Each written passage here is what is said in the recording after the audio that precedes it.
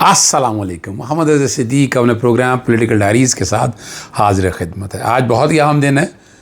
13 member bench जो है वो मखसूस नशिस्तों का केस सुनेगा और इस पर मैंने जैसे पहले कहा कि पाकिस्तान तहरीक इंसाफ पेश हो तो आकर फौरी तौर पर एतराज़ यही होना चाहिए कि 26वीं आईनी तरमीम का केस पहले सुना जाए, उसके बाद इस केस को सुना जाए। नज़रसानी के हवाले इसमें वजह यही है कि ऐसा क्या है, चलें इस पर बात करते हैं पहले।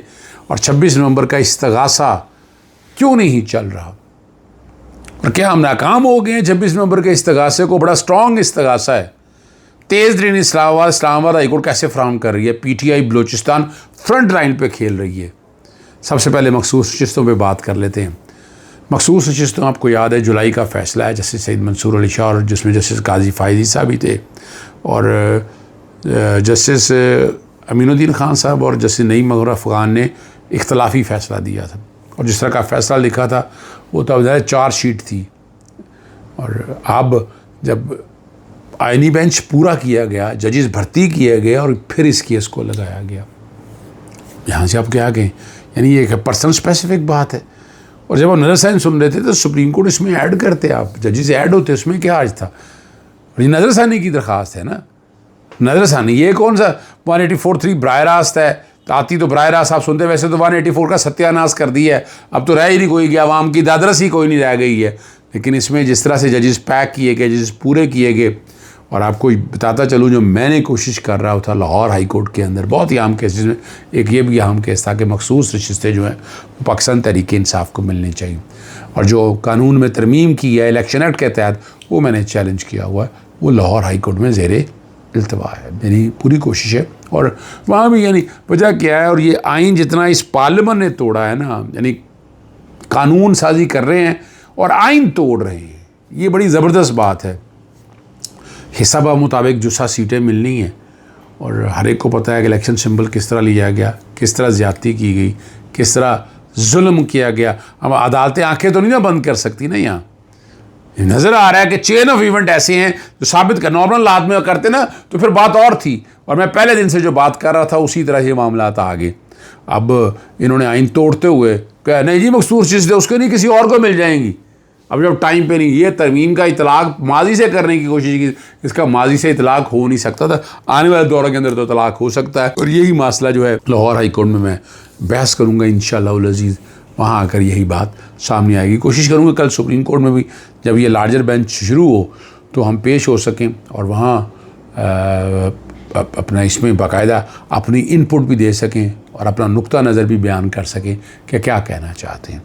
पाकिस्तान तहरीक इंसाफ की तरफ से जो 26 नवंबर के तनाज़ुर में जो वज़ीर-ए-आज़म शहबाज शरीफ और दीगर के ख़िलाफ़ जो इस्तगासा दायर किया है, जो 13 दिसंबर को दायर किया गया था, प्राइवेट कंप्लेंट जिसे कहते हैं, फिर वक्त मांग लिया।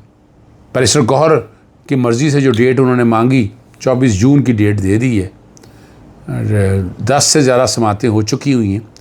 हम इस इस्तगासे को आगे चला ही नहीं सके।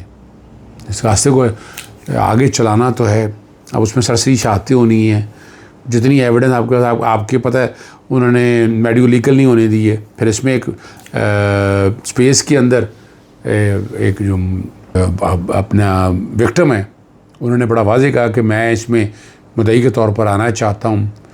और ये बातें कई ऐसी भी हैं जो खुल के नहीं होनी चाहिए। स्पेसिस की बात पे आपकी लाया अमल जो है ना, इस तरह का खुल के भी बातें ये नहीं होनी चाहिए। और अभी तक बहरहाल हम कर्सरी स्टेटमेंट इसमें रिकॉर्ड नहीं कर सके, वो रिकॉर्ड होगी तो चीज़ें आगे की तरफ जाएंगी। इमरान रियाज ने कोई एक बात कही है और वफाकी काबीना में शमूलियत के कॉन्टेक्स्ट के हवाले से नेशनल सिक्योरिटी एडवाइज़र, मेरा ख़्याल है उसे मुराद यही कहना चाहेंगे, मेरा ख़्याल है ऐसा ही है कि वो भी हिस्सा हो जाते हैं और सदारती ऑर्डिनेंस के ज़रिए तनख्वाहें बढ़ाने की बात कर रहा है और वो कह रहे हैं बहुत ज़्यादा इजाफ़ा कर दिया है। ये बात तो है कि हम एक तरफ कह रहे हैं कि हम कफ़ायत शारी कर रही हैं, पर दूसरी तरफ से हमारा जो दिल चाहता है हम किए जा रहे हैं, हम पांछा कर रहे हैं, हम ये निज़ाम का सत्यानाश कर रहे हैं और ये निज़ाम सारा इसी तरह से होता जा रहा है। तेज़ तरीन इंसाफ की दिलचस्प सूरत हाल जो है ना, वो करें कि 17 अप्रैल को 2 माह बाद पीके एक्ट में तरमीम के खिलाफ सहाफ़ियों की दरख्वास्त पर समाअत हुई। तो जस्टिस राजा अमीन मिन्हास ने जवाब न जमा कराने पर वफाकी हुकूमत को मज़ीद 2 हफ्तों का वक्त दे दिया, लेकिन केस की आइंदा तारीख जो है वो 1.5 माह बाद यानी 4 जून का मुकर्रर कर दिया। अगर छुट्टियाँ हो जानी हैं, पता नहीं केस लगता है या नहीं लगता। और यानी जो ये आप तेज़ तरीन इंसाफ 26वीं आनी तरमीम के बाद देख रहे हैं, लाहौर हाई कोर्ट में भी चैलेंज किया है, वो लगा ही नहीं। बड़ी कोशिश करते रहे, और मैं कोशिश करूँगा कि कल उसको भी कोशिश करूँगा कि लगाया जाए, ताकि ये चीज़ सामने आए, हुकूमत वक्त जवाब देना चाहती है दे सके, और ये मुकदमा अगर आगे चलना है तो चल सके, ताकि रियलिटी सारी बेस सारी चीज़ें सामने आ जाए।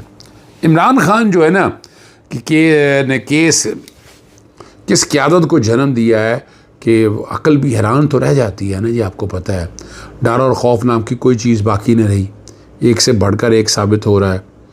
और आपने देखा है कि डॉक्टर यास्मीन राशिद, शाह महमूद कुरैशी, एजाज चौधरी, उमर चीमा, आलिया हमज़ा, ख़वातीन के हवाले से बात अगर हो रही है तो सनम जावेद है, फलक जावेद हैं, आलिया हमज़ा हैं, यास्मीन राशिद है, रेहाना डार हैं, जो मर्दों से बहादुर साबित हुए। अभी आलिया हमज़ा ने आपके सामने कल कितने बड़ी गैदरिंग लीड की, और आगे लेके पर्चा तो हो गया होगा। मजम्मती बयानात जेलों से आ रहे हैं। शाह महमूद कुरैशी का बयान भी इंडिया बड़ा वाज़ेह तौर पर आया है। रही बात खान की, तो सियासतदान से ऊपर की चीज़ बन चुके हैं वो। पहली बार ऐसा हुआ है कि इमरान खान का सियासी कद इतना बुलंद हो गया कि वो कितने दिन जेल रह चुका, उसे फ़र्क नहीं पड़ा। ये बड़ी ज़बरदस्त बात है। पाकिस्तान तहरीक-ए-इंसाफ बलूचिस्तान की शफाफ इंक्वायरी का मुतालबा कर दिया। सदर दाऊद शाह काकड़ गाड़ी में सवार दीगर साथियों को गाड़ी को पीछे से हिट किया गया।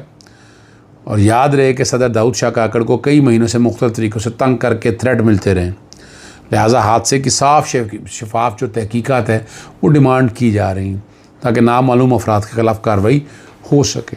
सूबाई सदर PTI बलूचिस्तान दाऊद शाह काकड़ से कोयटा सिटी अस्पताल में ज़ेर इलाज हैं और शदीद तकलीफ़ में हैं। साथियों से दुआओं का कहा गया है कि ये बात आगे आप ले सकें। बड़ा मजाक उड़ाया है हमारे दोस्त उमैर हैं उन्होंने सिंताद मुआहदे की खिलाफ वर्जी की है और पाकिस्तान के हिस्से का पानी रोक गया है। और हुकूमत ने एक्ट ऑफ वार पर क्या एक्शन लिया है। अब जो बात वो कह रहे हैं, दरियाए चनाब में हेड मनाला के मुकाम पर पानी की सतह कम होकर 4300 क्यूसेक रह गई है। और वो कह रहे हैं कि 2 रोज़ पहले ये सतह 87,000 क्यूसेक थी। अब पानी इतना रोक सकते हैं कि नहीं रोक सकते, ये देखने वाली बात है। ये उमैर ने एक सवाल उठाया है, इसका जवाब तो हमें इरसा ने या बाकी लोगों को देना चाहिए ताकि चीज़ ज़रा सामने आ सके।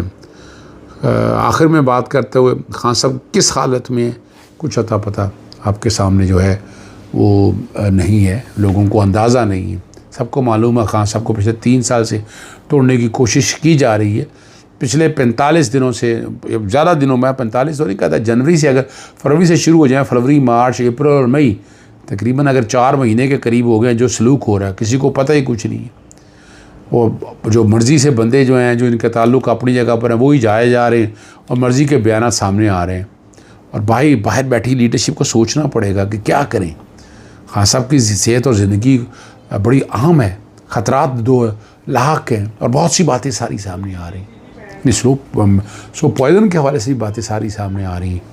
और कि इमरान खान साहब की ऐसी हालत अल्लाह ना करे कि हो जाए कि उनका कहा जाए यहाँ इलाज की कोशिश की जाए और कहा जाए इलाज नहीं होगा, हो सकता इनको बाहर भेजा जाए, फिर पूरी कौम का मुतालबा और तकाज़ा ये हो सकता है। यानी ये भी समझना है आपको कि ये कितनी अहम चीज़ है इमरान खान साहब से मिलना। और ये उनका देखिए जेल में तमाम दी गई सहूलतें जो है ना, तो प्रिजन एक्ट और प्रिजन रूल के तहत उनका ये हक़ है। Universal declaration of human right, ICCPR, Nelson Mandela rules, मैंने वो ये सारी चीज़ पिटीशन मैंने फ़ाइल की थी इस्लामाबाद हाई कोर्ट में कि ये सारे हक़ और राइट जो है ना इमरान खान साहब को मिलने चाहिए। ये उनका हक़ है, इमरान खान से ये हक़ छीना नहीं जा सकता। लेकिन यहाँ पूछ ही कोई नहीं रहा। अदालतें भी अगर देखा जाए खामोशी हैं, अदालतें भी कोई ऐसा एक्शन ले नहीं रही हैं। अदालतों को भी तो एक्शन लेना है ना, ताकि चीज़ें आगे की तरफ जाएँ और आगे की तरफ बढ़ें। लेकिन लग यही रहा है ये चीज़ें शायद आगे की तरफ नहीं बढ़ रही हैं और चीज़ें वहीं की वहीं लगता है साकत सी हो गई हैं। लेकिन नहीं, इमरान खान वो अजीम लीडर है कि जिसने आंखों में आंखें डाली और जिसने खड़े होकर मुकाबला किया। कोई डील नहीं ली, कोई ढील नहीं ली, कोई NRO नहीं लिया। तो कौन करता है आजकल के दौर के अंदर? बहुत कम लोग हैं जो इन सब चीज़ों को आगे लेके चलती हैं। इजाज़त चाहता हूँ। अस्सलाम वालेकुम। अल्लाह हाफ़िज़। पाकिस्तान जिंदाबाद।